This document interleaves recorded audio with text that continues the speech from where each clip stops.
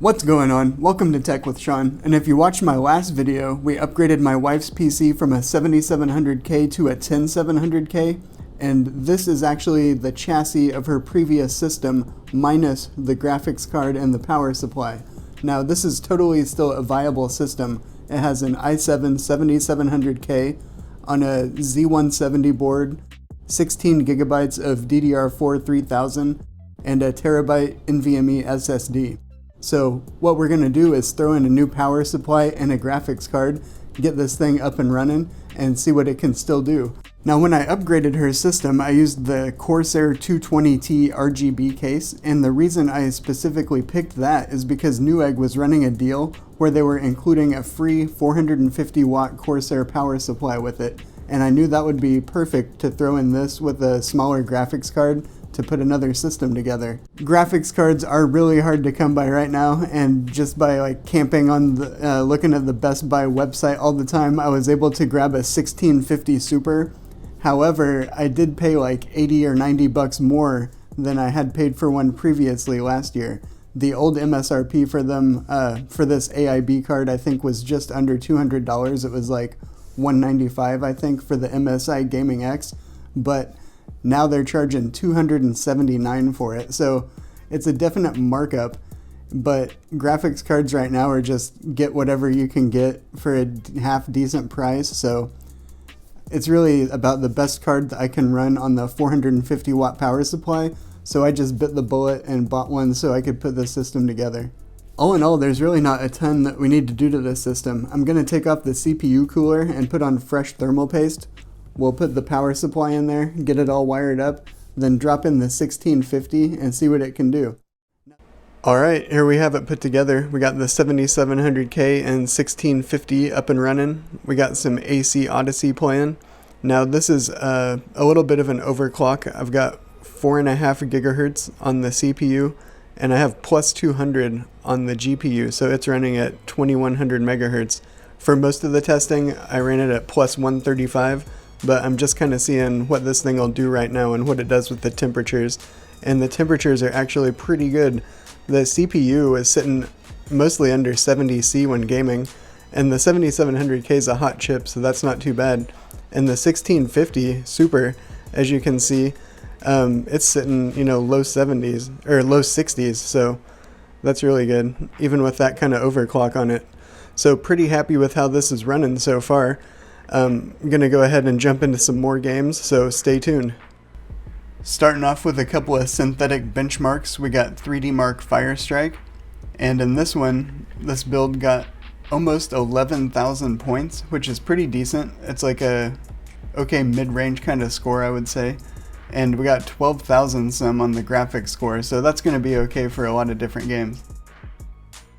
We also ran 3D Mark Time Spy, and this is the DirectX 12 version of their benchmark. This came in just a tad under 5,000, which is like a good mid-range score. Next up we've got Strange Brigade, and this is running at 1080p Ultra, except I have motion blur turned off. This is an esports kind of game, and this build really excels at something like this at 1080p. It's really kind of a bang for the buck system for something like this. And this came in at 97 frames per second, so right around 100. Another esports kind of game, Rocket League. This came in over 200 frames a second, and this is running at 1080p on the highest settings. This felt really smooth playing it, of course. Something like this is going to deliver a great experience for these lighter esports kind of games. Next up we have Call of Duty Warzone. You can see here what settings I'm running it at. It's kind of a mix. And I am terrible at this game, so I went ahead and jumped into a bot match to show off some performance for you.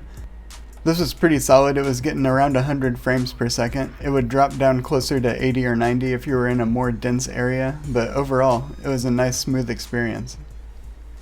Moving from the esports to the more AAA stuff, we got Assassin's Creed Odyssey, and this one really taxed the system from all angles, and it was interesting to see it perform. This was pushing the CPU and the GPU to about 100%, making them both sweat, and the temperatures stayed fine, and the gameplay was actually pretty smooth. It was a little bit spiky, but I think if you were to lock the frame rate to 60, which is what I would do for a game like that, it would deliver a nice playable experience. Next up is Red Dead Redemption 2, and again we're running a mix of different settings as you can see here. And running through this little town, we were getting in excess of 60 frames per second, even when there was a good amount of people and horses and stuff on screen. And when you went out into the wilder areas where it's more open, the frame rate shot up even more. So I think this would be a nice experience. Again, this is the type of game I would probably lock to 60 frames per second, just to give myself like a more smooth experience. It's not a Twitch shooter or nothing like that. But yeah, this will give you a nice playable experience in Red Dead 2. This was another game that pushed the CPU pretty hard, but it held up when I was playing it. Next we got the big dog. We got Cyberpunk 2077, and we're running this at 1080p on the low preset, but I turned the anisotropic filtering up to 8. But you can see here it was running at 60-ish frames per second. There are some dips below that. If you look at the frame time graph though, it's relatively smooth without a lot of big spikes. Overall this felt pretty good to play though. It's definitely going to be a better experience than you'd get on something like the Xbox One or the PS4. You're not going to be playing it with RTX on or nothing like that. But you know, if you just want to experience Cyberpunk and get your feet wet in Night City and see what it's all about, a build like this is going to get you in the door, and it's definitely playable. Next was Forza Horizon 4, and running this at 1080p on the high graphics preset, the 1650 Super did a pretty good job, and we got over 130 frames per second.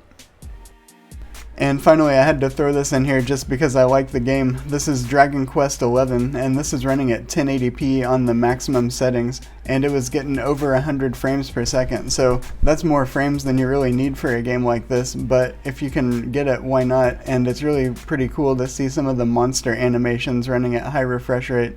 If you haven't played this series before, you should check this game out. It's on Game Pass now too, if you have that. Alright, well that's about a wrap for this build. Overall, I was pretty happy with how the 7700K and 1650 Super paired up with each other. I think both parts you could say are not the most high-end, but they're able to provide a really good experience in esports games, and they're able to run most new AAA stuff at 1080p, 60 frames per second at some settings. So, you know, they're not a bad part if you have one or if you can get your hands on one, and if it's in your budget and your price range, and you put together something like this, I think you'll be pretty happy with it.